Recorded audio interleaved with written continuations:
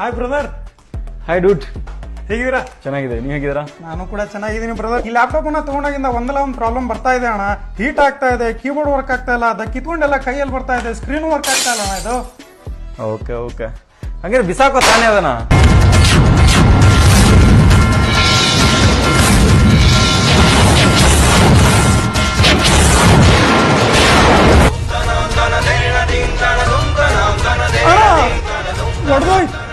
ಚೂರ್ ಚೂರ್ ಆಗೋಯ್ತಲ್ಲ ಅಣ್ಣ. ಬ್ರೋ, ನೀವು ಬಂದಿರೋದು ಹೈಬ್ರಿಡ್ ಸಿಸ್ಟಮ್ ಅಲ್ಲಿ. ಇದನ್ನ ಸರ್ವಿಸ್ ಮಾಡಿಸ್ತೀರಾ ಅಂತ ಹೇಳಿದ್ರೆ 30,000-40,000 ಖರ್ಚಾಗುತ್ತೆ. ಓಕೆ, ಇದನ್ನ ಬಿಸಾಕಿ ಅದೇ ಪ್ರೈಸ್ ಅಲ್ಲಿ ನಿಮ್ಗೆ ಅದಕ್ಕಿಂತ ಒಳ್ಳೆ ಕಂಡೀಷನ್ ಇರುವಂತಹ ಹೊಸ ಮಾಡೆಲ್ ನ ಕೊಡ್ತೀನಿ. ಸೊ ಇತ್ಕೊಳ್ಳಿ ಇದನ್ನ, ಅದಕ್ಕಿಂತ ಒಳ್ಳೆ ಕಂಡೀಷನ್ ಅಲ್ಲಿ ಇರುವಂತದ್ದು. ಸ್ನೇಹಿತರೆ, ನೀವೇ ನೋಡ್ತಿರ, ಇದು ನಿಜ.